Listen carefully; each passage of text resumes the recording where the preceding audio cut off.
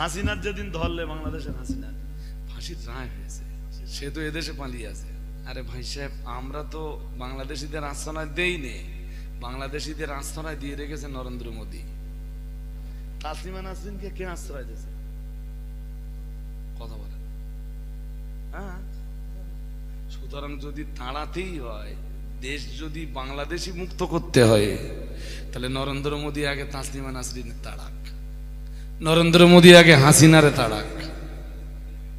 আমরা তো কোনো বাংলাদেশিকে আশ্রয় দিয়ে না, আমরা তো ইন্ডিয়াকে ভালোবাসি। আল্লাহ পাকের বান্দি বিবি আসিয়াকে যখন পেরেক ঠুকে দেওয়া হচ্ছিল, আসিয়ার ডান হাতে যখন পেরেক মারা হচ্ছিল, আল্লাহর বান্দি আসিয়া তখন জিন্দা। ও বাবাজিরা ভাইরা, ওরা পেরেক ঠুকছিল আর বলছিল, আসিয়া তুমি যদি কালেমা পড়া বন্ধ করে দাও, ফিরাউনকে যদি রব বলে মেনে নাও, পেরেক ঠোকা বন্ধ হয়ে যাবে। বিবি আসিয়া বললেন, তোমরা আমার শরীরে পেরেক ঠুকে দিতে পারো?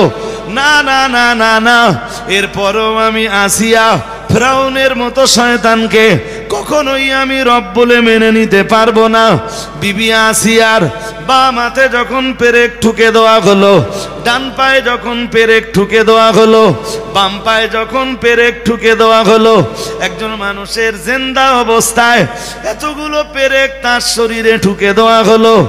এরপরেও বিবি আসিয়ার জবান দিয়ে শুধু বার হচ্ছিল, লা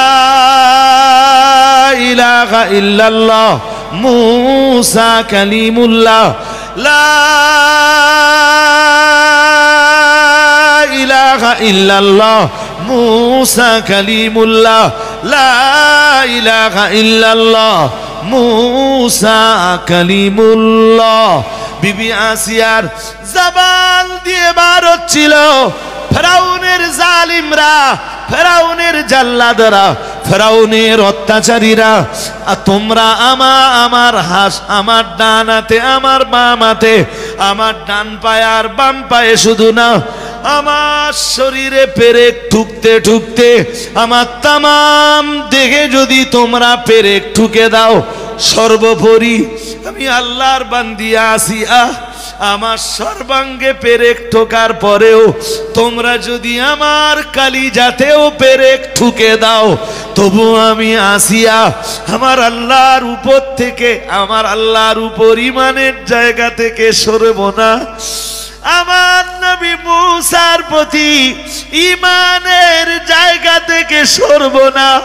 লা ইলাহা ইল্লাল্লাহ মুসা কালিমুল্লাহ পড়া বন্ধ করব না। আর পেরেক ঠুকতে ঠুকতে যদি আমার কালিজা পর্যন্ত পেরেক ঠুকে দাও, তবুও তো আমি ফিরাউনের মতো শয়তানকে কখনোই খোদা বলে মানব না। বিবি আসিয়া তখন আল্লাহকে ডাক দিয়ে বললেন, আল্লাহ ও রব্বুল আলামিন, আল্লাহ আপনার প্রতি ঈমান আনয়নের কারণে আমি আসিয়া, আমার উপরে এত অত্যাচার করা হলো, আমার উপরে এত জুলুম তো করা হলো, এত নিপীড়ন আমার প্রতি চালানো হলো, ও রব্বুল আলামিন আল্লাহ আমার হাত দুটোতে পেরেক ঠুকে দেওয়া হলো, আমার পা দুটোতে পেরেক ঠুকে দেওয়া হলো, আল্লাহ এতেও তো ওরা শান্ত হলো না। ওরা আমাকে মরুভূমির গরম বালুতে শুইয়ে দিয়ে প্রকাণ্ড একটা পাথর টানাটুনি করে চেষ্টা করছে আমার বুকের উপরে চাপিয়ে দেওয়ার। ও রব্বুল আলামিন আল্লাহ, আসিয়া এত নির্যাতন যদি আপনার রেজামন্দির জন্য সহ্য করে থাকে, আপনার বান্দি আসিয়া যদি শুধু আপনার সন্তুষ্টির জন্য এত অত্যাচার সহ্য করে থাকে, ও রব্বুল আলামিন আল্লাহ, তামাম জিন্দেগি আমি ফিরাউনের মতো শয়তানের সংসার করে গেলাম আল্লাহ, কিন্তু আপনার প্রতি ঈমান কখনো হারালাম না, আপনার প্রতি ঈমান কোনোদিন দুর্বল হলো না। আল্লাহ আসিয়ার এই দেহটা যদি জান্নাতে যাবার মতো উপযুক্ত দেহ হয়, আল্লাহ আসিয়া চায় না এই দুনিয়াতে আর থাকতে চায় না।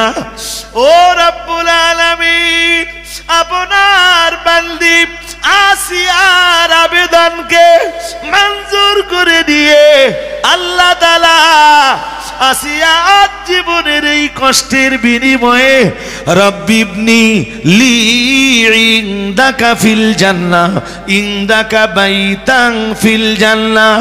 ও রব্বুল আলামিন, আল্লাহ আপনি আপনার বান্দি আসিয়ার জন্য আপনার জান্নাতের ভিতরে একটা ঘর তৈরি করে দেন। আল্লাহর বান্দি আসিয়ার আবেদন আল্লাহ শাহী দরবারে মঞ্জুর হয়ে গেল। আমার আল্লাহ আসিয়ার জন্য জান্নাতের ভিতরে ঘর বানিয়ে দিলেন। ও বাবাজিরা বাইরা, আল্লাহর বান্দি আসিয়া তার আবেদন মঞ্জুর হয়ে গেল। ওরা তখনও পাথর টানাটুনি করে। আল্লাহর ফেরেশতা আজরাইল চলে এলেন। আজরাইল এসে বললেন, আল্লাহর বান্দি আসিয়া, আর আপনাকে কষ্ট করা লাগবে না, আমি আজরাইল এসে গেছি। এই মুহূর্তে আপনার জান কবজ হয়ে যাবে। আপনার জান কবজ হয়ে যাবার সঙ্গে সঙ্গে আপনি আল্লাহ তাআলা আল্লাহ পাকের দয়ার জান্নাতের ভিতরে চলে যান। মানুষের চেহারা যত সুন্দর, মানুষের দেখতে যত সুন্দর, এদের খাবার যত সুন্দর, এদের পানীয় যত সুন্দর, এদের চরিত্রটা যেন তত সুন্দর হয়। তো সৃষ্টির সেরা জীব মানব মণ্ডলীর ভিতরে আমার আল্লাহ যৌবন দিয়েছেন অন্য অন্য প্রাণীর মতো। শুধু যৌবন দিয়ে ছেড়ে দেননি। যৌবন কি কাজে লাগবে, কোথায় কাজে লাগাবে আল্লাহ সেটা বলে দিয়েছেন। কোথায় বলেছেন চলুন দেখে নেই। কোরআনুল কারীমের 4 পারা সূরা নিসা 3 নম্বর আয়াতে মহান আল্লাহ জানিয়েছেন, ফানকিহু মা তাবা লাকুম মিনান নিসাই মাথনা ওয়া সুলাসা ওয়া রুবা ফাইন খিফতুম আল্লা তা'দিলু ফাওয়াহিদা। মহান আল্লাহ জানিয়েছেন, আল্লাহ পাক মহান আল্লাহ ঘোষণা দিয়েছেন, ফানকিহু মা তাবা লাকুম মিনান নিসা। ও আমার বান্দারা শোনো, আমি আল্লাহ তোমাদের ভিতরে যেমন যৌবন দিয়েছি, তোমাদের জন্য তেমন জোড়াও বানিয়েছি।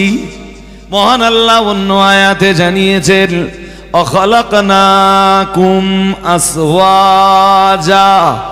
মহান আল্লাহ জানিয়েছেন, আমি তোমাদের সবাইকে সৃষ্টি করেছি জোড়া জোড়া। আর একটু মন খুলে বলেন, যাতে তোদের কোনো সমস্যা না হয় পৃথিবীতে। পুরুষের জন্য নারী, নারীর জন্য পুরুষ। আমরা বললাম তারপর আল্লাহ বললেন, শুধু তোদের জোড়া বানালাম না, এরপরে শোন, তোদের বিয়ে করার অধিকার দিলাম। সুবহানাল্লাহ বলেন। আমার এই কথা যদি আমি বোঝাতে না পারি, আমি পরের কথা আপনাদের আর দিতে পারবো না, বোঝাতে পারবো না। আল্লাহ বললেন, কি সুন্দর করে বললেন ফানকিহু মা তাবা লাকুম মিনান নিসা। হালাল মেয়েদের ভিতর থেকে পছন্দ মতো, আমার দিকে তাকান, 2, 3, 4 পর্যন্ত তোমরা বিয়ে করতে পারবা যদি সামর্থ্য থাকে, যদি ক্ষমতা থাকে। সুবহানাল্লাহ।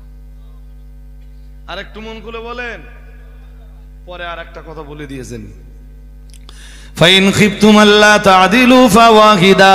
মহান আল্লাহ জানিয়েছেন, তবে বান্দা যদি তোর মনে হয় 4 জনের সাথে তুই সমান আচরণ করতে পারবি না, 3টি বিয়ে করলে 3 জনের সাথে সমান আচরণ করতে পারবি না, 2টা বিয়ে করলে দুইজনের সঙ্গে তুই সমান ব্যবহার করতে পারবি না।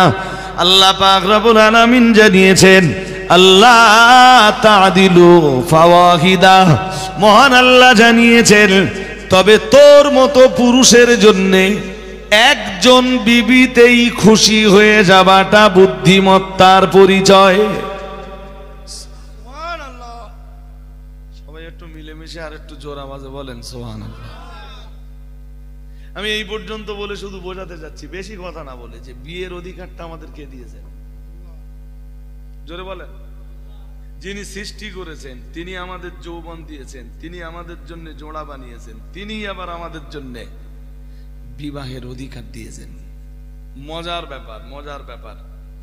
বিয়ের অধিকার কুকুরের নেই, বিয়ের অধিকার বিড়ালের নেই, বিয়ের অধিকার গরুর নেই। কোনদিন শুনেছেন যে গরুর বিয়ে হয়েছে? কথা বলে না। আপনি এইটা যতক্ষণ না বুঝবেন যে না হারাম কেন, ততক্ষণ আপনার মাথায় আমি ঢোকাতে পারবো না। ব্যভিচার হারাম কেন, ততক্ষণ আমি আপনার ব্রেনে ঢোকাতে পারবো না, যতক্ষণ পর্যন্ত বিবাহ নামের অধিকার মানুষের ব্রেনে আমি ঢোকাতে না পারবো। ওদিকে আমার নারাতে আর কেউ আছে নাকি? আমি মনে করলাম বোধহয় কোন পিস সাহেবটাই মাসতে, সেইটা না তো? ওটা আপনার ভাই? ওই যে গেঞ্জি পরেছিল কইছে, এই ভাই পিছনে একটু চাপ হয়ে যাচ্ছে, প্লিজ সামনের সিটগুলো একটু ব্লক করে নেবেন যদি কিছু মনে না করেন। আপনারা খুব ফাইন কথা শুনছেন, আমি এতটা আশা নিয়ে সর্দারাটি আসেনি। বলো আল্লাহর হস্তে যদি একটুখানি এগিয়ে আসেন, একদম সামনের চেয়ারগুলো একটু ব্লক করে নেন। আপনার সামনে এই ছোট ভাই, তুমি সামনে চেয়ার এসো। হ্যাঁ, আর একটা সামনে আর একটুখানি এগিয়ে এসো।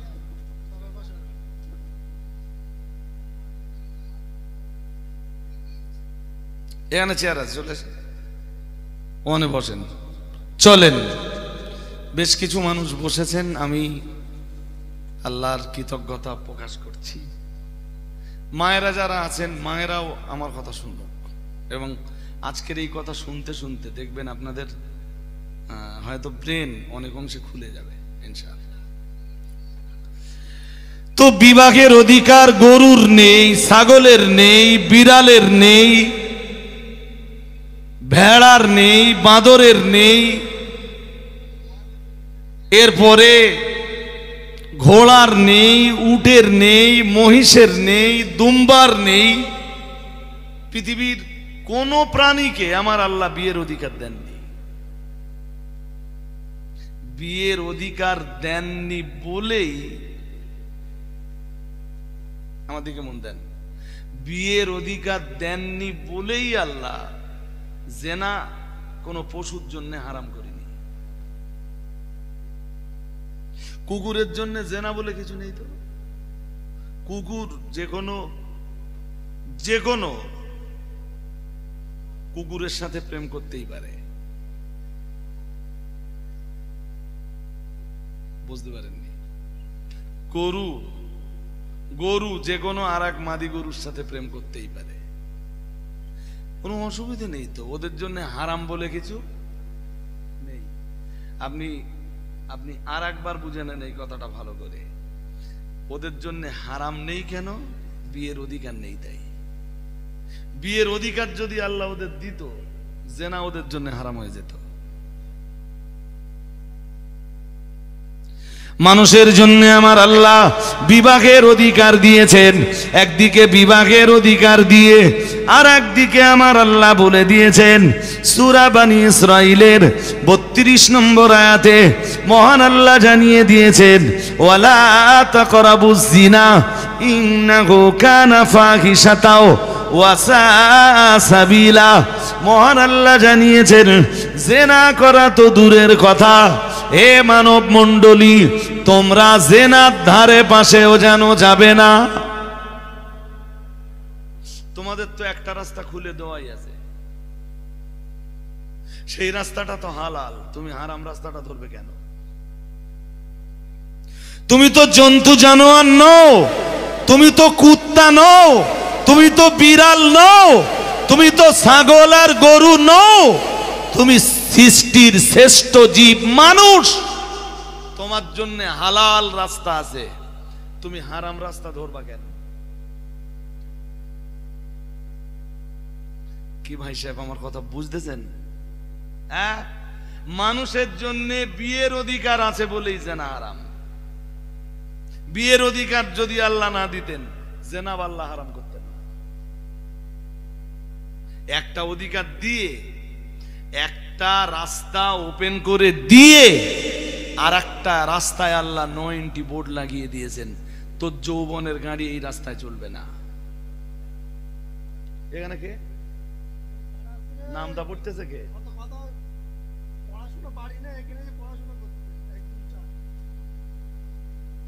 আর যেতে হবে না ভাই সাহেব। কিছু মানুষ না আছে ভাই, তারা মজলিসেও বসে না, আরো মজলিসের ব্যাঘাত ঘটানোর জন্য তারা লেগে থাকে।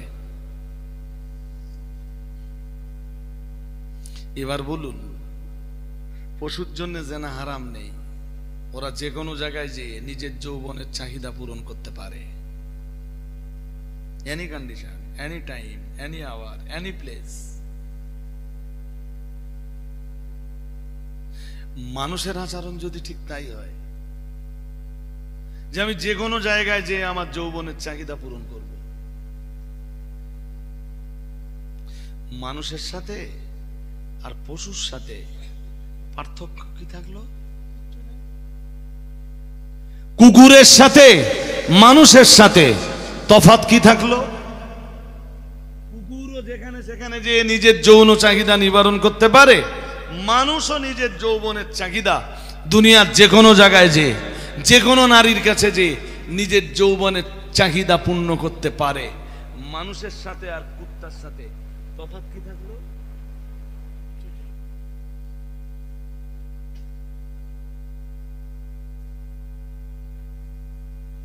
বুঝতে খুব অসুবিধা হচ্ছে, একটু রাত হয়েছে, তবুও বলছি একটু মাথাটা ঠান্ডা রেখে। অনেক জোয়ান যুবক বন্ধুরা আছেন, কোরআন মানুষকে মানুষ বানায়। সুবহানাল্লাহ বলুন। আরো মিলেমিশে সবাই বলেন।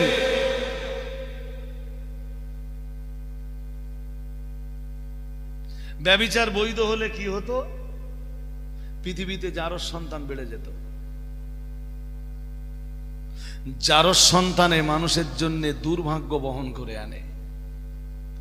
জারজ সন্তান পৃথিবীতে অস্থিরতা তৈরি করে। জারজ সন্তান বরকতের জায়গায় মানুষের জন্য হরকত ডেকে আনে।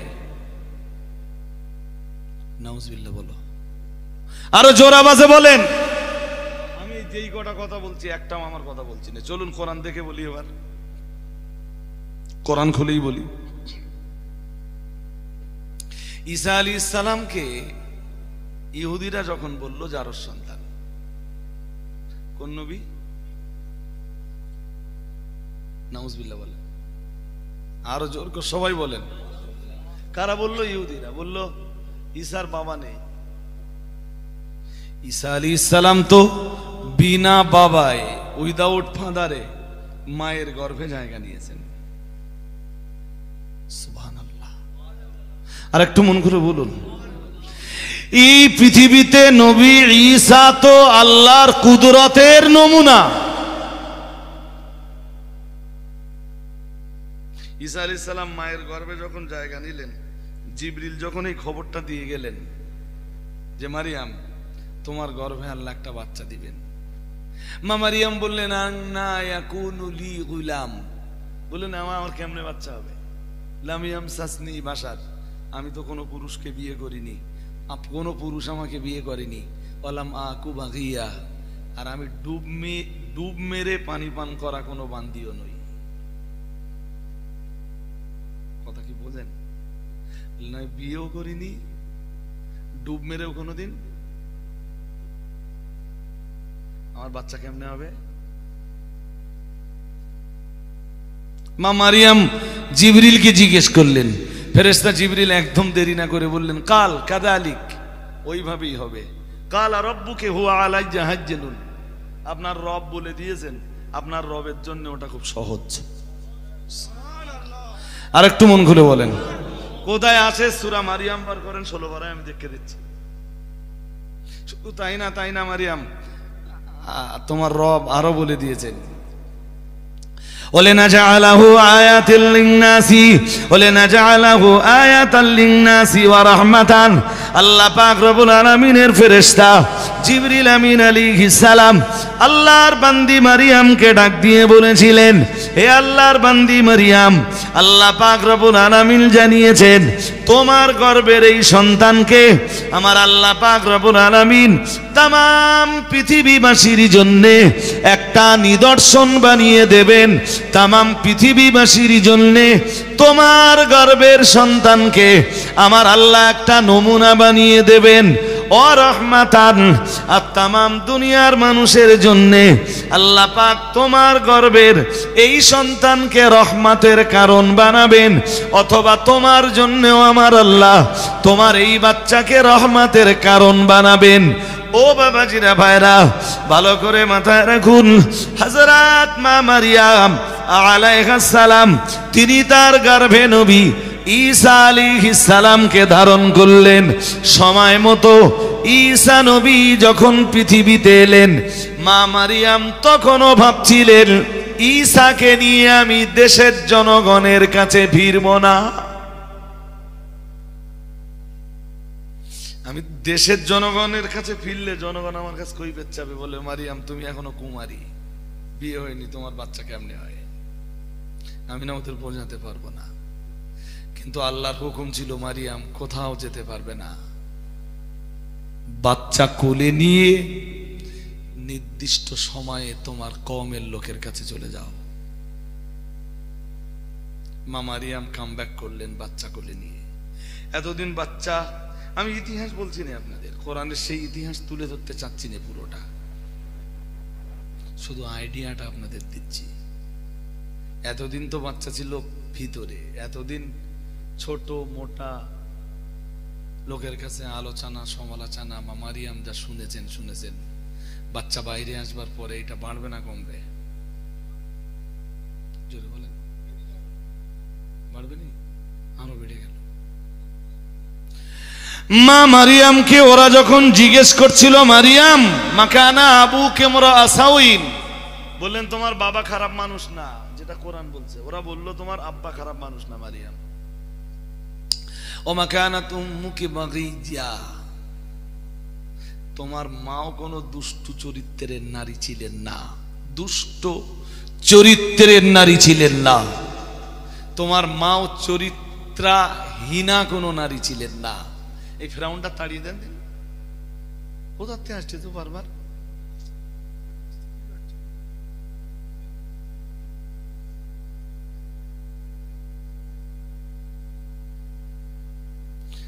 শুনছেন নাকি? আল্লাহু আকবার। বললেন তোমার বাপ ভালো, মা ভালো, মা চরিত্রবতী, তোমার বাবা চরিত্রবান। আর ঠিক সেই পরিবারে খ্রিস্টানরা, ইহুদিরা বলল মারিয়াম তোমার মতো কলঙ্কের জন্ম হলো সেই বাড়িতে, নাউজুবিল্লাহ। মা মারিয়াম জান্নাতের শ্রেষ্ঠ নারীদের একজন। এই যে পৃথিবীর শ্রেষ্ঠ নারী 4 জন, কয়জন জোরে বলেন? খাদিজা বিনতে খুয়াইলিদ, একে খাদিজা বিনতে খুয়াইলিদ, খুয়াইলিদের কন্যা খাদিজা, যিনি রাসূলের স্ত্রী ছিলেন। সুবহানাল্লাহ। আর একটু মন খুলে বলেন না। 2 ফাতেমা বিনতে মুহাম্মদ সাল্লাল্লাহু আলাইহি ওয়াসাল্লাম, মুহাম্মদ সাল্লাল্লাহু আলাইহি ওয়াসাল্লামের কন্যা হযরত ফাতেমা। 3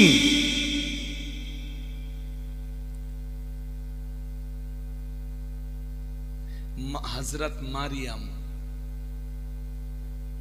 4 ইমরাতে ফিরাউন আসিয়া ফেরাউনের স্ত্রী, যেটা বলেন নারীদের ভিতরে এই চারজন নারী জান্নাতীদের প্রধান অতিথি। তাম পৃথিবীর যত মেয়েরা জান্নাতে যাবে তাদের প্রধান অতিথি কয়জন? জোরে বলো।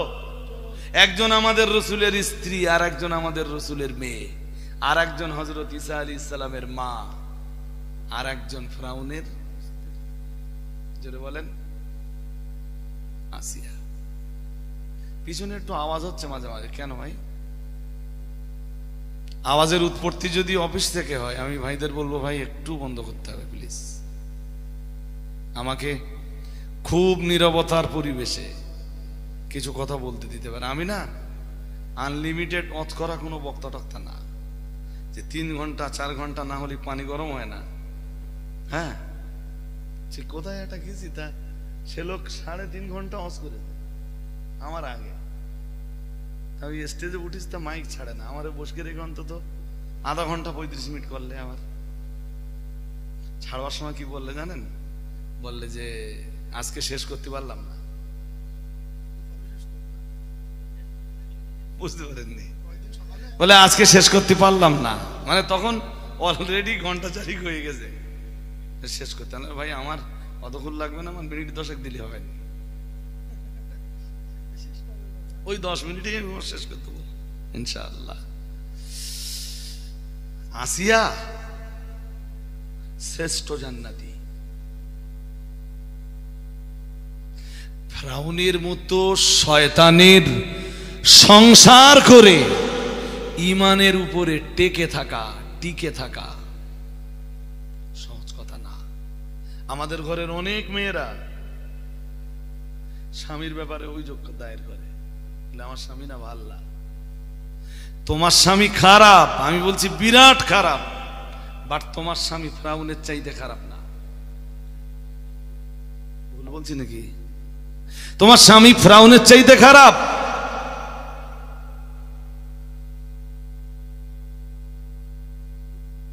একটুখানি কথা বলেই নেই, শুরুই যখন করেছি বলি ফিরি। ওই কথাটা ঈসা আলাইহিস সালামের কথাটা ওই পর্যন্ত মনে রাখবেন।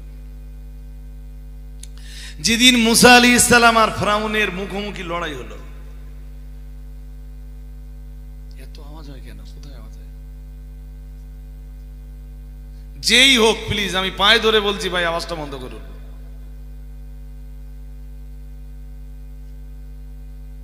আর নইলে মাইকটা আপনার কাছে পাঠিয়ে দিচ্ছে, কথা আপনি বলেন, আমি যতক্ষণ কথা বলবেন ততক্ষণ আমি নীরবতার ভূমিকায় শুনবো।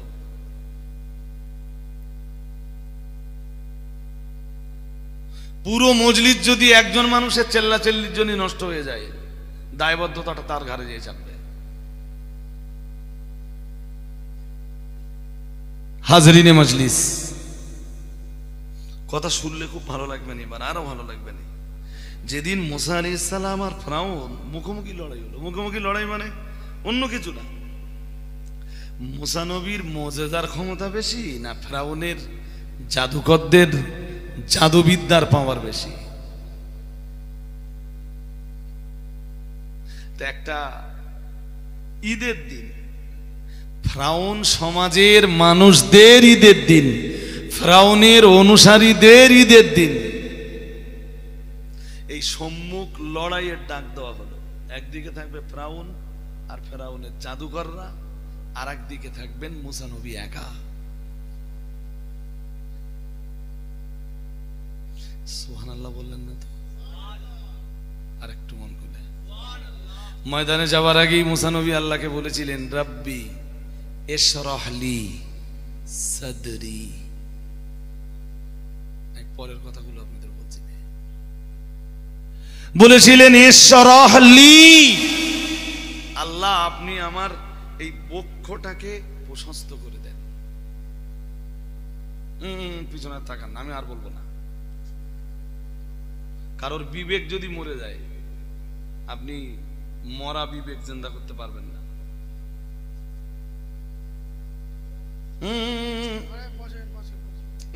একদম যাবেন না, আমি নিষেধ করছি আপনার।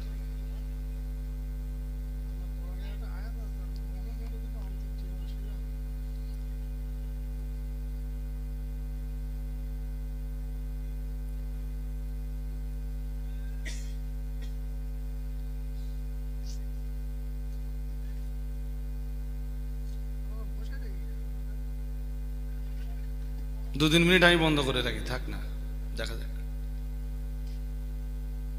যে এত কথা বলছে সে বলে শেষ করলে তারপর আমি শুরু করবেন ইনশাল্লাহ।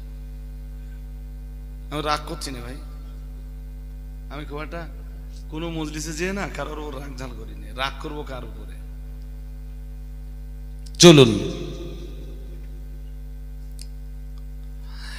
মুসা আলাইহিস সালাম বললেন, আল্লাহ আমি অন্য কিছু চাচ্ছি নে, চাচ্ছি আজকের ময়দানে নামার আগে ইশরাহ লি সাদরি, আল্লাহ আমার সঙ্গে তো কেউ নেই, আমার সাহায্য করার মতো কেউ নেই, আমাকে আমার দিকে ভাই সাহেব আর পিছনে তাকালে হবে না, আমাকে মদত করার মতো কেউ নেই। আল্লাহ অন্তত আপনি আমার এই বক্ষটা প্রশস্ত করে দেন, আমার এই কালবে আপনি শক্তি দান করেন, আমি ময়দানে নেমে টোটাল ফেরাউন বাহিনীর বিরুদ্ধে, ফেরাউনের তাম সৈনিকের বিরুদ্ধে একাই যেন লড়াই করতে পারি। আর একটু মন খুলে বলেন, লড়াই করার জন্য মুসলিমদের কিচ্ছু লাগে না, বোমা বারুদ গুলি পিস্তল কিচ্ছু লাগে না।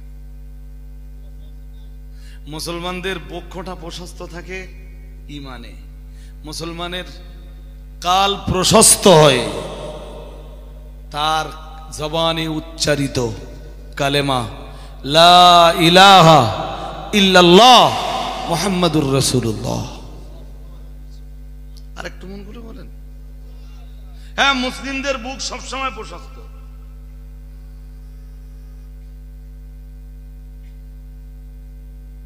মুসলিমরা সন্ত্রাসী হয় না। মুসা আলাইহিস সালাম বললেন, আল্লাহ আমি একাই লড়ে দেব, শুধু আপনি যা কিছু দেওয়ার এর ভিতরে দিয়ে দেন। সুবহানাল্লাহ। আর একটু মন খুলে বলুন, আমাদের মূল শক্তিটা কোথায়? জোরে বলে না। হ্যাঁ আমাদের কালবে মূল শক্তি। তুমি এসআইআর কেন পশ্চিমবঙ্গে এনআরসি জুড়ে দাও না, তুমি মুসলিমদের ভয় দেখাতে যাবে না। আমরা যারা আছি দেশে, আমাদের বাপ দাদা পূর্বপুরুষদের কেউ পাকিস্তান থেকে আসেনি, আফগান থেকে আসেনি, তুর্কমেনিস্তান থেকে আসেনি, বাংলাদেশ থেকে আসেনি, সৌদি থেকে আসেনি, ইয়ামান থেকে আসেনি, ওমান থেকে আসেনি, আরব আমিরাত থেকে আসেনি। এদেশে আমাদের পূর্বপুরুষরা বসবাস করত। এসআইয়ের যদি করতেই হয় বলা দরকার ছিল ৭১ সালের জমির দলিল লাগবে, বলা দরকার ছিল ৬৪ সালের জমির দলিল লাগবে। ভুল বলছি নাকি? তবে বুঝতাম হিম্মত আছে, নির্বাচন কমিশনের হিম্মত আছে। কিছু মুসলিমের নাম যদি বাদও যায়, আমি আজকে বলে দিচ্ছি এই বার্তা, এই মেসেজ দিয়ে দিচ্ছি, আমরা ডোন্ট কেয়ার। কেউ টেনশন করবেন না, জানো আপনার নাম ফাইনাল লিস্টে বাদও যেতে পারে, নো টেনশন। কি করবে? জেলে দেবে, তা কি হয়েছে? জেলখানায় বসে বসে তসবিহ তাহলিল তাজকির তাকবীর নামাজ কালাম ইত্যাদির ভেতরে জীবন কেটে যাবে। জীবন তো ৭০ বছরের, আসল জীবন তো আখিরাতে। আমারে যদি এখন জেলে দেয়, ডিটেনশন ক্যাম্পে দেয়, তো কি আপত্তি করে কি করব? ৪০ বছর এমনি হয়েই গেছে, যদি ধরে নেই যে ৭০ পর্যন্ত হায়াত আছে, হাতে ক বছর? ৩০ বছর আল্লাহ আল্লাহ করতে করতে কেটে যাবে। নরেন্দ্র মোদী আর নরেন্দ্র মোদীর দোসর যারা, আমি মরে যাবার পরেও তো আর ডিটেনশন ক্যাম্পে রাখতে পারবে না। ভয় করে কি করব বলেন? হাজিরিনে মজলিস, অনেক কথা বলে ফেলেছি। কি বলছিলাম? মুসা আলাইহিস সালাম বললেন, আল্লাহ এমনি আমার ভয়টাই নেই, তবে ভিতরটা তুমি আরো বিভিন্ন রসদ দিয়ে ভর্তি করে দাও। আমার কাল, আমার অন্তর, আমার বক্ষ তুমি আরো প্রশস্ত করে দাও, আমি ফেরাউন বাহিনীকে দেখে যেন ভয় না পাই। সুবহানাল্লাহ। আর একটু মন খুলে বলেন না, দিনটা ঈদের দিন, আবার মুসা নবী বনাম ফেরাউনের লড়াই, লোক হবে না? হাজার হাজার উৎসুক জনতা ময়দানের চতুর্দিকে দাঁড়িয়ে গেছে। ফেরাউন এসে হাজির, ফেরাউনের জাদুকররা এসে হাজির। ফেরাউন বাড়ি থেকে যখন বার হচ্ছে তখন বলেই যাচ্ছে, জানো আসিয়া, আসিয়া আজকে না মুসার সাথে আমার লড়াই, দেখি কে জেতে, মুসাকে আজকে হারাবই। বলুন নাউজুবিল্লাহ। লড়াইয়ের ময়দানে মুসা নবী নেমে গেলেন, ফেরাউন নেমে গেল, জাদুকররাও নেমে গেল। ফেরাউন পিছনে, জাদুকরদের আগিয়ে দিল, বলল যা তোরা তোদের খেলা দেখা। মুসা আলাইহিস সালাম বললেন তোমরা আগে খেলা দেখাবা। মুসা আলাইহিস সালাম করে জিজ্ঞেস করলো, মুসা তুমি আগে খেলা দেখাবা না আমরা আগে দেখাবো? মুসা আলাইহিস সালাম বললেন তোমরাই আগে খেলা দেখাও, আমারটা তো আর খেলা না, আমার এই খেলাটা আমার আল্লাহর কুদরতির খেলা, তোমরা আগে দেখাও। এখন ওদের আশপাশে ওই দড়ি বা এই জাতীয় যা জিনিসপত্র ছিল, ওরা ওদের জাদুবিদ্যার প্রভাব কাটিয়ে সবগুলোর সাপে পরিণত করলো, সবগুলো সাপে পরিণত হয়ে গেল। সেই সাপগুলো শত শত সাপ মুসা আলাইহিস সালামের দিকে এগিয়ে আসছে। মুসা আলাইহিস সালাম নবী, এরপরেও তো মানুষ, সাময়িকভাবে একটু ভয় পেয়ে গেলেন। আল্লাহ পাকের কোরআন কি সুন্দর করে জানিয়েছে, মহান আল্লাহ জানিয়েছেন, কুল্লা আমি তখন বললাম, লা তাখাফ হে আমার নবী মুসা, খবরদার যেন তুমি ভয় পেও না, ইন্নাকা আনতাল আলা, ও আমার নবী মুসা আমি আল্লাহ পাক রব্বুল আলামিন লড়াই করার মতো রসদ তোমার কলবে দান করেছি, তোমার অন্তর আমি আল্লাহ প্রশস্ত করে দিয়েছি। না না না না না, জাদু বিদ্যার প্রভাবে প্রভাবিত হওয়া ওই সাপগুলোকে তুমি দেখে ভয় করো না। ও আমার নবী মুসা তোমায় তো ভয় পেলে চলবে না, ইন্নাকা আনতাল আলা, ও আমার নবী মুসা আমি আল্লাহ পাক রব্বুল আলামিন বলছি, আজকের দিনের শেষে তো জয়ের টুপিটা আমি আল্লাহ তোমার মাথায় পরিয়ে দেব। আর একটু মন খুলে বলেন, দিন শেষে জয় তোমারই হবে। ওয়েট এন্ড সি, অপেক্ষা করো আর দেখো কিভাবে আমার কুদরতের খেলা খেলি। পৃথিবীর তামাম শক্তি দুর্বল, শুধু একজনের শক্তি সবল, তিনি কে? জোরে বলো। নেতানিয়াহু বলেন, ডোনাল্ড ট্রাম্প বলেন, নরেন্দ্র মোদী বলেন, সব শক্তি দুর্বল, একজনের শক্তি সবল। কে? সবাই বলেন কে? আমার আল্লাহ। আল্লাহ আল্লাহ। এই জন্য মুসলিম তুমি বিপদে আছো, বেশি বেশি কাকে ডাকবা? কাকে? আল্লাহ তোমার সাহায্য করতে পারেন, তুমি জানো না, তুমি ভুলে গেছো ইতিহাস। মুসাকে ডেকে বললেন, মুসা ভয় পেও না, জয় তোমারই হবে, অপেক্ষা করো আর দেখো জয়টা কিভাবে হয়। দেখো আমি তোমাকে আজকের জয়ের রাজ সাক্ষী বানাবো। আর একটু মন খুলে বলো না, আজ তামাম মিশরের মানুষ দেখবে মুসার কেমনে জয় হয় আর ফেরাউন কেমনে হেরে যায়।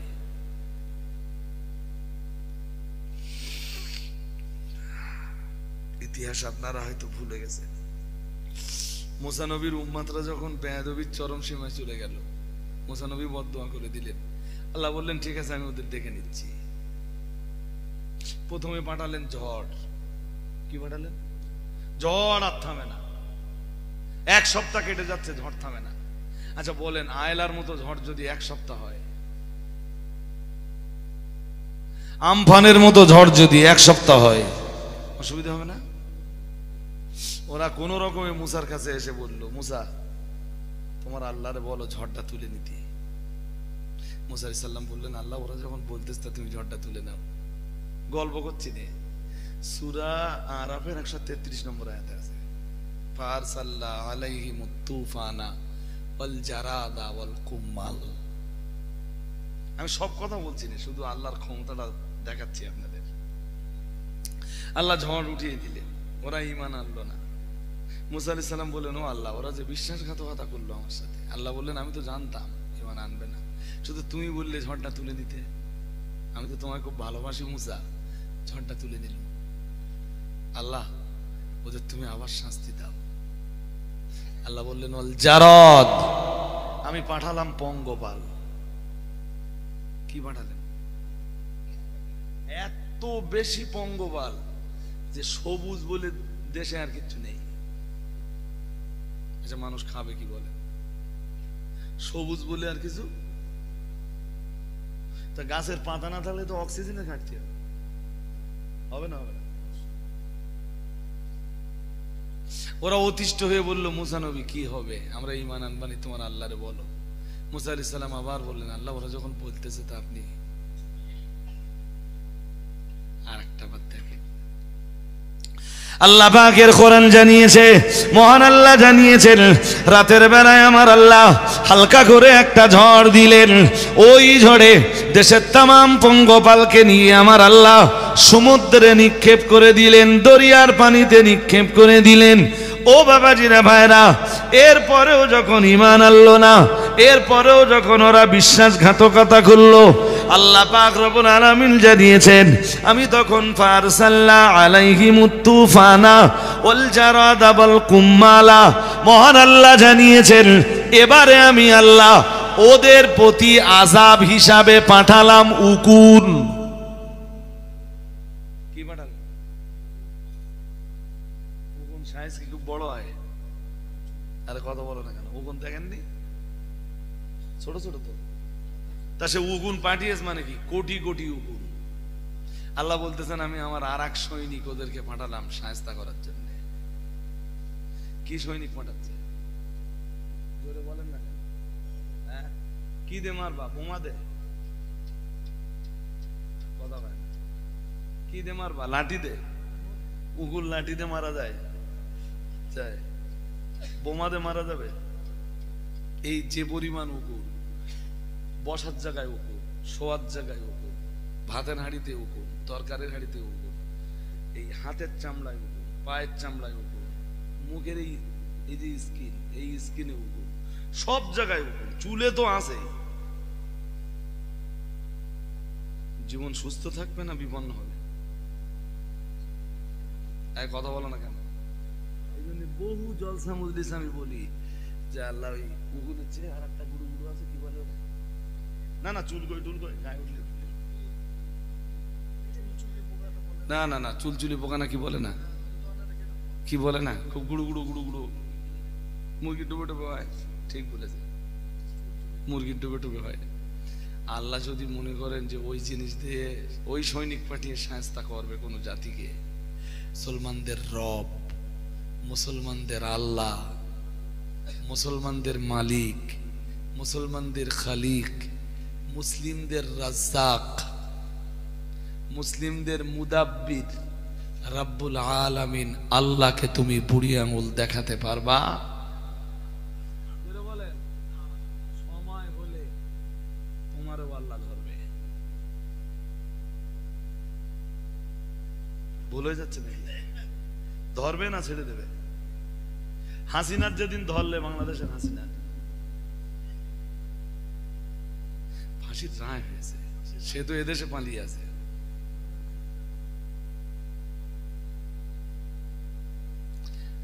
আরে ভাই সাহেব, আমরা তো বাংলাদেশিদের আশ্রয় দেই নে, বাংলাদেশিদের আশ্রয় দিয়ে রেখেছে নরেন্দ্র মোদী। তাসলিমা নাসরিনকে কে আশ্রয় দিয়েছে? কথা বলেন। হ্যাঁ, সুতরাং যদি তাড়াতেই হয়, দেশ যদি বাংলাদেশি মুক্ত করতে হয়, তাহলে নরেন্দ্র মোদী আগে তাসলিমা নাসরিনের তাড়াক, নরেন্দ্র মোদী আগে হাসিনারে তাড়াক। আমরা তো কোনো বাংলাদেশিকে আশ্রয় দিয়ে না, আমরা তো ইন্ডিয়াকে ভালোবাসি।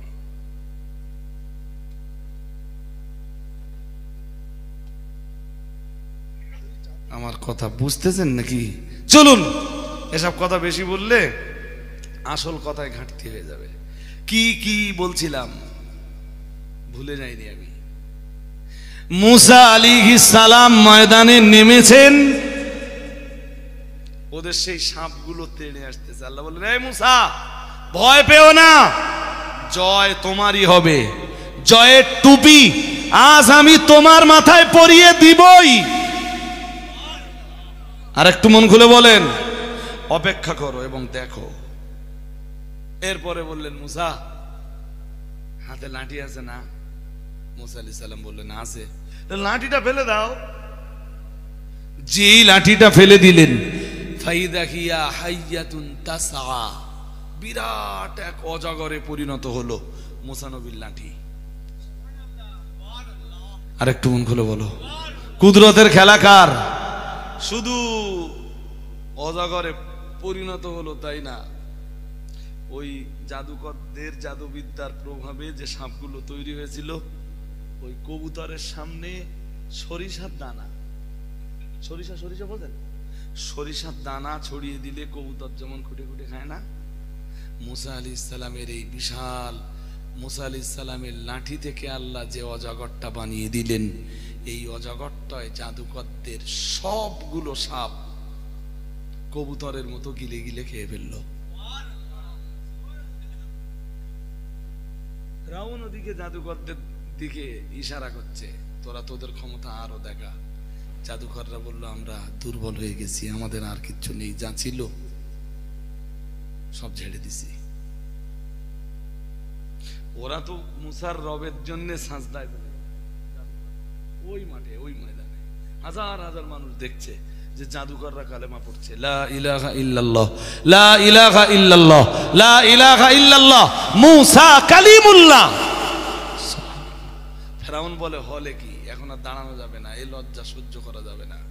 ফিরআউন বলে, শোন, তোদের হাত কেটে নেব, পা কেটে নেব।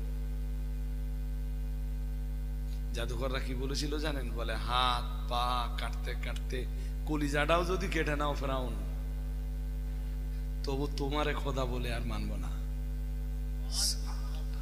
আর একটু মন খুলে বলেন, জয় কে দিলেন? ফিরআউন দৌড়ে চলে গেল বাড়ি, আর তো কোনো রাস্তা নেই। আসিয়ারে বলে আসতেছিল না যে আজকে মুসার সাথে লড়াই হবে? কথা বলে না। বাড়িতে যেই না ঢুকেছেন, বিবি আসিয়া জিজ্ঞেস করলেন, জনাব, আজকের না সেই লড়াইয়ের দিন ছিল? আপনি তো আমায় যাবার সময় বলে যাচ্ছিলেন আপনি লড়াইয়ের ময়দানে যাবেন। জি জনাব, আজকে সেই লড়াই কি হয়েছে? ফিরআউন বলল, হয়েছে। বিবি আসিয়া বললেন, লড়াইয়ের ময়দানে কার জয় আর কার পরাজয়? ফিরআউন কিচ্ছু কয় না। কেমনে এই মুখ দিয়ে বলে যে মুসা জিতে গেছে আর আমি হেরে গেছি? আসিয়া তো নাসর। বলছিলাম, জনাব, আজকের এই যুদ্ধে কে জিতলো আর কে হারলো? কিচ্ছু বলে না ফিরআউন। বলে, শুনছেন না? আপনার কি মাথা অন্যদিকে আছে? বলছি, যে যুদ্ধে গিয়েছিলেন আপনি, কে জিতলো আর কে হারলো? ফিরআউন মাথাটা নিচু করে মৃদু স্বরে বলল, জানো আসিয়া, আজকে না মুসা জিতে গেছে। আর একটু আওয়াজ দিয়ে বলতে পারেন না? আজকে না মুসা জিতে গেছে। তাহলে আর হারলে কে? আসিয়া জিজ্ঞেস করছে, বলছে, হেরে গেল কে, পরাজিত হলো কে? ফিরআউন কিচ্ছু বলে না।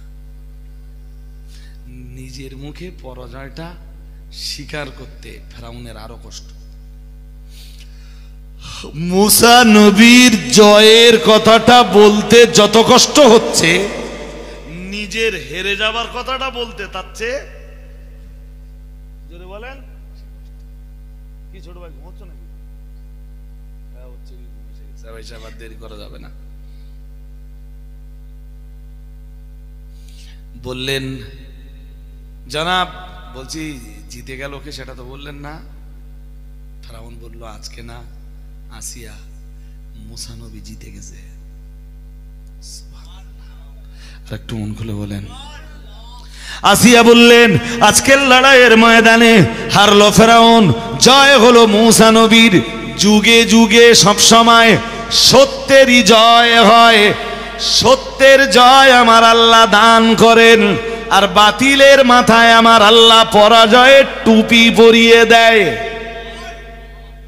আর একটু মন খুলে বলো। বিবি আসিয়া বলছেন, জয় সব সময় হকের হয়, পরাজয় সব সময় বাতিলের হয়।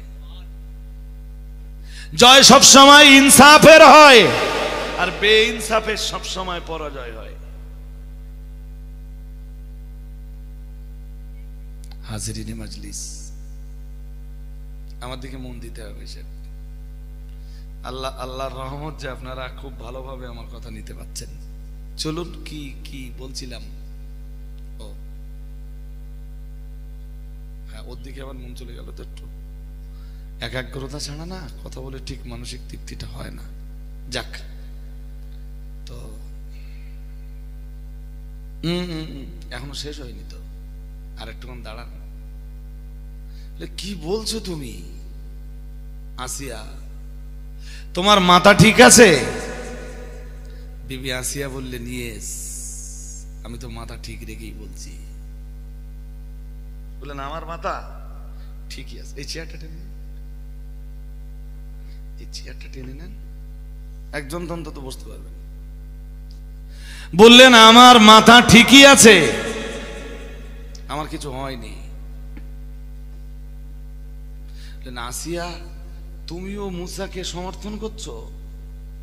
তুমি না আমার স্ত্রী, কেমনে তুমি পারলে আসিয়াকে সমর্থন দিতে? কেমনে তুমি পারলে আসিয়া মুসাকে সমর্থন দিতে? আল্লাহ পাকের বান্দি বিবি আসিয়া এক বিন্দু বিসর্গ দেরি না করে সঙ্গে সঙ্গে ফেরাউনকে বললেন, জানাব, আপনি আমায় কোন দৃষ্টিতে নেবেন জানি না, আমি মুসা নবীর উপরে কালেমা পড়েছি, মুসা নবীর দ্বীনকে বিশ্বাস করে নিয়েছি। এই ঘটনাটা তো আজকে নয়, আমি গোপনে গোপনে অনেক দিন আগেই তো কালেমা পড়েছি। বলা যায় আপনার সংসারে আসবার আগেও তো আমি একত্ববাদে বিশ্বাসী ছিলাম। কোনদিন তো আপনার শয়তানিকে আমি সমর্থন যোগাইনি। আপনি নিজেকে খোদা বলে দাবি করেছেন, না না না না না, কোনদিন আপনার এই দাবিকে তো আমি সমর্থন করিনি। অনেক আগেই তো আমি আসিয়া কালেমা বলি। আর একটু মন খুলে বলেন। বললেন, আমার এই কালেমা, বললেন, আমার এই কালেমা পড়াটা আজকের না ফেরাউন, এতদিন যেটা গোপনে রেখেছিলাম, আজ আমি আমার ইমানের প্রকাশ ঘটিয়ে দিলাম। কালেমা আজকের না, অনেক দিন ধরে আমি কালেমা লালন করে আসছি। বাট আমি তো গ্রেট শয়তানের ঘরে এতদিন ছিলাম, আমার কালেমা আমি প্রকাশ করতে পারতাম না। আজ আমি আমার কালেমাটাকে প্রকাশ করছি, লা ইলাহা ইল্লাল্লাহ মুসা কালিমুল্লাহ। ফেরাউন বলল, আসিয়া তুমি কি বলছো? তুমি বুঝে বলছো? আমি নিজেকে রব বলে মিশরে দাবি করেছি, খোদা বলে দাবি করেছি। তুমি যদি আমার খোদাইকে না মানো, মিশরের কেউ আমারে মানবে না। তুমি কি করছো তুমি জানো আসিয়া? আসিয়া বললেন, সব তো জেনে বুঝেই করছি, আমি তো অজ্ঞান না। কে আপনাকে মারলো আর কে আপনাকে মারলো না, আসিয়ার পড়ে গেল তাতে। আসিয়া শুধু এক আল্লাহতে বিশ্বাসী। আর একটু মন খুলে বললেন, আসিয়া তোমারে কি শাস্তি দিতে পারি জানো? আসিয়া বললেন, অনেক শাস্তি দিতে পারেন, আমার মৃত্যুদণ্ড দিতে পারেন, আমাকে মেরে ফেলতে পারেন, আমি বিশ্বাস করি। তো মারবেন, কালেমার উপরেই আমার মউতটা হবে। মারবেন, ইমানের উপরে আমার মউত হবে। আমি মৃত্যুবরণ করতে রাজি। ফেরাউনের মতো শয়তান, ফেরাউনের মতো জালিমকে, ফেরাউনের মতো অত্যাচারীকে খোদা বলে মেনে নিতে রাজি নই। যেটা করার আছে আপনি করে দেন। আল্লাহু আকবার, সবাই বলেন। ফেরাউন অত্যাচারীদের ডাক দিল, জালিমদের ডাকলো, জাল্লাদদের ডাকলো, বললো আসিয়ার নিয়ে ফাঁকা মাঠে চলে যাও, আসিয়ার হাতে পায়ে পেরেক মারো। কি মারো? কোরআনের 30 পারা একটা আয়াত আছে, আল্লাহ বলতেছেন ও ফিরআউনা দিল আওতাদ, আল্লাহ বলতেছেন আর পেরেক ওয়ালা ফেরাউন। পেরেক ওয়ালা, পিছনে মন দেন না, পেরেক ওয়ালা ফেরাউন কেন বলতেছে জানেন? পেরেক ওয়ালা বলার কারণ ওইটা। কি কারণ? ফেরাউন আসিয়ার শরীরে পেরেক ঠুকেছিল, পেরেক ঠোকার নির্দেশ দিয়েছিল। আল্লাহ পাকের বান্দি বিবি আসিয়াকে যখন পেরেক ঠুকে দেওয়া হচ্ছিল, আসিয়ার ডান হাতে যখন পেরেক মারা হচ্ছিল, আল্লাহর বান্দি আসিয়া তখন জিন্দা। ও বাবাজিরা ভাইরা, ওরা পেরেক ঠুকছিল আর বলছিল আসিয়া তুমি যদি কালেমা পড়া বন্ধ করে দাও, ফেরাউনকে যদি রব বলে মেনে নাও, পেরেক ঠোকা বন্ধ হয়ে যাবে। বিবি আসিয়া বললেন তোমরা আমার শরীরে পেরেক ঠুকে দিতে পারো। না না না না না, এরপরও আমি আসিয়া ফেরাউনের মতো শয়তানকে কখনোই আমি রব বলে মেনে নিতে পারবো না। বিবি আসিয়ার বাম হাতে যখন পেরেক ঠুকে দেওয়া হলো, ডান পায়ে যখন পেরেক ঠুকে দেওয়া হলো, বাম পায়ে যখন পেরেক ঠুকে দেওয়া হলো, একজন মানুষের জিন্দা অবস্থায় এতগুলো পেরেক তার শরীরে ঠুকে দেওয়া হলো। এরপরেও বিবি আসিয়ার জবান দিয়ে শুধু বার হচ্ছিল লা ইলাহা ইল্লাল্লাহ মুসা কালিমুল্লাহ, লা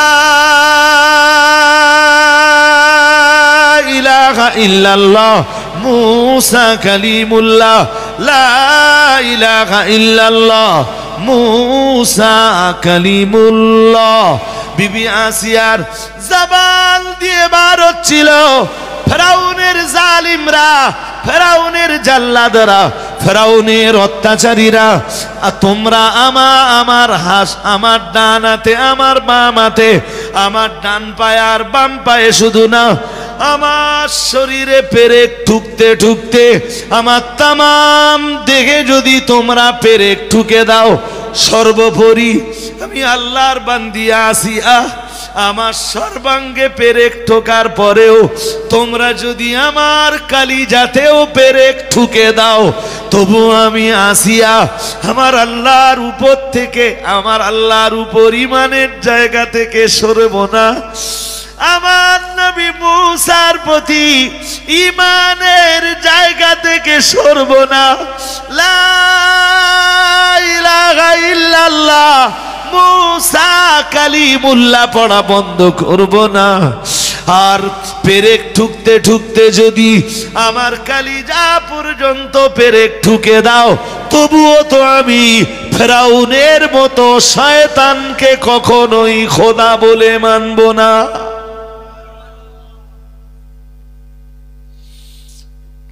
ফেরাউন এসে গেল ইতিমধ্যে, এসে বলল শোনো আসিয়াকে নামাও।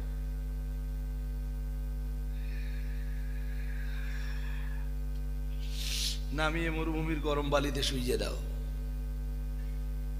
আর আসিয়ার বুকের উপরে একটা বিরাট বড় পাথর চাপিয়ে দাও। এইটা ওই 20-30 টাকায় যে বিবি আসিয়ার জীবনী পাওয়া যায়, আমি ওই বই পড়ে বলছি না, বলো সচরাচর এই ওয়াজ নসিহতের মজলিসগুলোতে যেসব বই পাওয়া যায় না, আমার খুব একটা বিশ্বাস হয় না। রং চং দিয়ে অনেক কিছু ওতে লেখা থাকে।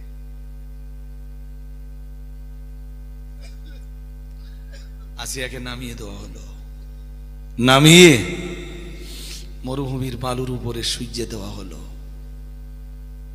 মরুভূমির গরম বালুতে না চামড়া পুড়ে যাবে, গ্রীষ্ম প্রধান দেশে আপনি হাঁটতে পারবেন না খালি পায়ে। রৌদ্রের সময় আপনি মরুভূমির বালুর উপর দিয়ে হাঁটতে পারবেন না, পায়ে ঠোলা পড়ে যাবে, ঘা বেরিয়ে যাবে। একদিক দিয়ে চামড়া তো পুড়ছে গরম বালুতে, আর একদিক দিয়ে ওরা বুকে, আসিয়ার বুকে বক্ষে পাথর চাপিয়ে দেবে বলে বিরাট একটা পাথর সবাই মিলে টানাটুনি করছে। আর আসিয়া তখন আল্লাহরে ডাক দিয়ে বলছেন, কোরআনের সূরা তাহরিমের একদম শেষের দিকে আছে, বিবি আসিয়া তখন আল্লাহকে ডাক দিয়ে বললেন, আল্লাহ ও রব্বুল আলামিন, আল্লাহ আপনার প্রতি ঈমান আনয়নের কারণে আমি আসিয়া, আমার উপরে এত অত্যাচার করা হলো, আমার উপরে এত জুলুম তো করা হলো, এত নিপীড়ন আমার প্রতি চালানো হলো, ও রব্বুল আলামিন আল্লাহ আমার হাত দুটোতে পেরেক ঠুকে দেওয়া হলো, আমার পা দুটোতে পেরেক ঠুকে দেওয়া হলো, আল্লাহ এতেও তো ওরা শান্ত হলো না, ওরা আমাকে মরুভূমির গরম বালুতে শুইয়ে দিয়ে প্রকাণ্ড একটা পাথর টানাটুনি করে চেষ্টা করছে আমার বুকের উপরে চাপিয়ে দেওয়ার।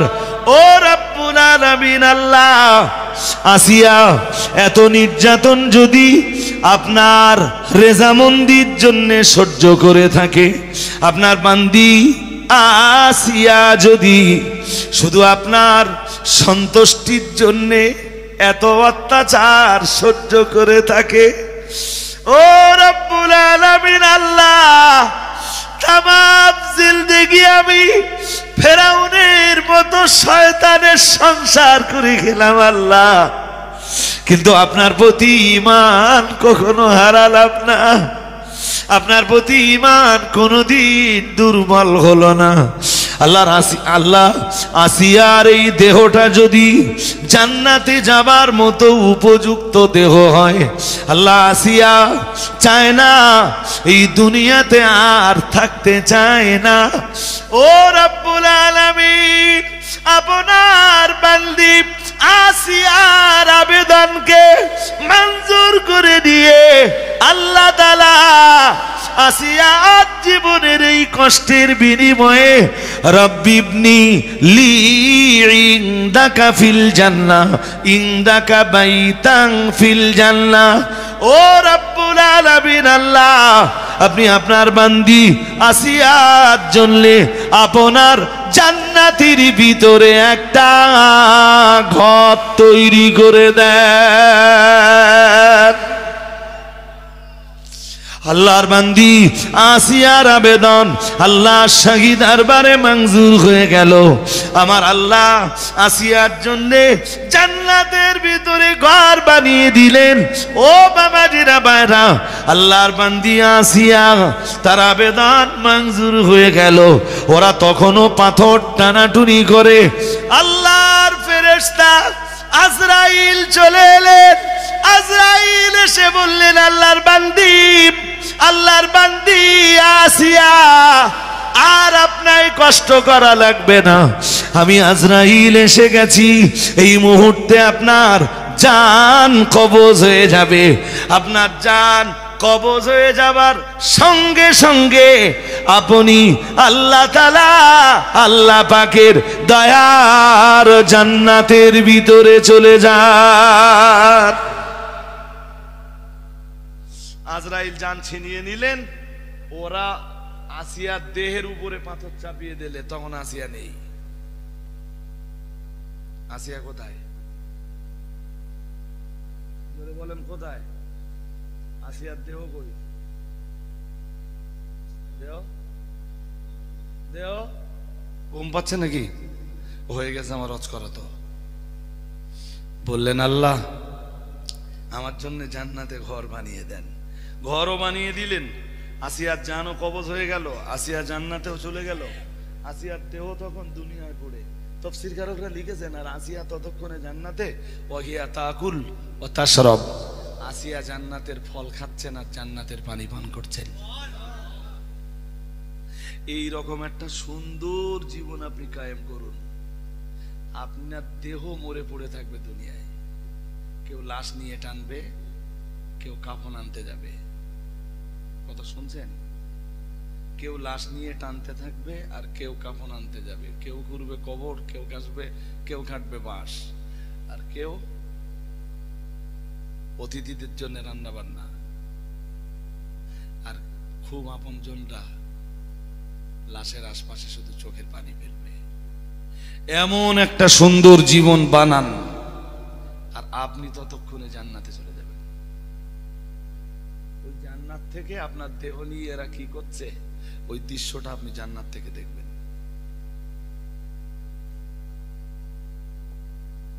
এই দুনিয়া না ভাই, ওমাল হায়াতুদ দুনিয়া ইল্লা মাতাউল গুরুর। আল্লাহ বলেছেন দুনিয়াটা তো ধোঁকার জায়গা। কি জায়গা? একতলা বাড়ি হলে মন চাইবে আর একতলা, 1 বিঘে জমি হলে মন চাইবে, বলুন বলুন, চাহিদা। বাড়ির ভাবিরে 1 ভরি সোনা কিনে দেবেন, ওর মন চাবে? আর চাবে না তো। 2 ভরি কিনে দেবেন, ও 4 ভরি চাবে। 5 ভরি কিনে দেবেন, ও 10 ভরি চাবে। 10 ভরি দেবেন, ও চাইবে আর 10 ভরি। দুনিয়া দুনিয়া মানুষের সাথে শুধু ধোঁকাই দেয়। হাজিরিন, বক্তব্য শেষ। একটু বাঁধিয়ে রেখেছিলেন কোথায়? ঈসা আলাইহিস সালামকে, ঈসা আলাইহিস সালামের মাকে ওরা এসে যখন জিজ্ঞেস করলো, বললো মারিয়াম তোমার বাপ ভালো ছিল, মা ভালো ছিল, তোমার মতো কলঙ্কিনীর জন্ম হলো তাদের ঘরে। নাউজুবিল্লাহ। মা মারিয়াম বললেন বাচ্চা কি করে হয়েছে আমি বলতে পারবো না, ওই বাচ্চাকে জিজ্ঞেস করেন। ইশারা করে দিলেন বাচ্চার দিকে। ফাআশারাত ইলাইহি ক্বালু কাইফা নুকাল্লিমু মান কানা ফিল মাহদি সাবিয়্যা। 16 পারা সূরা মারিয়ামে আল্লাহ এই কথা বলতেছেন। ওরা বলল মারিয়াম যে বাচ্চাটা এত ছোট সে কেমনে কথা কয়? তোমাকেই বলতে হবে বাচ্চা কেমনে হলো। মা মারিয়ামকে ওরা যখন বিরাট চাপ সৃষ্টি করছিল, বিরাট প্রেসার ক্রিয়েট করছিল, আল্লাহ বলেন তখন আমি আমার নবী, বাচ্চা নবী হযরত ঈসা আলাইহিস সালামের জবান খুলে দিলাম। আমার ঈসার জবান খুলে দিলাম। আর আমার ঈসা তখন বলতে লাগলো কল ইন্নী আবদুল্লাহ। ঈসা আলাইহিস সালাম তখন বলতে লাগলেন, শোনো আমাকে তোমরা অনেকেই জারজ বলছো, আসলে আমি জারজ টারজ না, ইন্নী আবদুল্লাহ, আমি আল্লাহর বান্দা। আতানিয়াল কিতাব, আল্লাহ আমায় কিতাব দিয়েছেন। ওয়াজআলানি নাবিয়্যা, আমাকে নবী বানিয়েছেন। আমি জারজ সন্তান হলে আল্লাহ আমাকে কিতাবও দিতেন না, নবীও বানাতেন না, কারণ কোন জারজ সন্তানদের আল্লাহ নবী বানায় না। ঈসা আলাইহিস সালাম নিজেই জবাব দিচ্ছেন। এরপরে বললেন ওয়াজআলানি মুবারাকান, আমারে জানো আল্লাহ মুবারক বানিয়েছেন। তোমরা জানো কি আল্লাহ আমারে বরকতময় বানিয়েছেন। আইনামা কুনতু, আমি যেখানে যাই আমার ওসিলায় আল্লাহ পৃথিবীর মানুষের জন্য বরকত নাজিল করে। আর একটু মন খুলে বলেন, শোনো আমি যদি জারজ সন্তান হতাম, ঈসা নবী সেদিন বুঝিয়েছিলেন আমি জারজ সন্তান হলে আমার ওসিলায় আল্লাহ বরকত নাজিল করতেন। জারজ সন্তানরা মানব সমাজের জন্য কখনো কল্যাণ ডেকে আনে না, এইটা মুখস্থ রাখবেন। জারজ সন্তান মানুষের জন্য অকল্যাণ ডেকে আনে, অমঙ্গল ডেকে আনে। জি, জারজ সন্তানরা বরকত ডেকে আনে না, জারজ সন্তানেরা মানুষের জন্য হরকত ডেকে আনে, অস্থিরতা ডেকে আনে।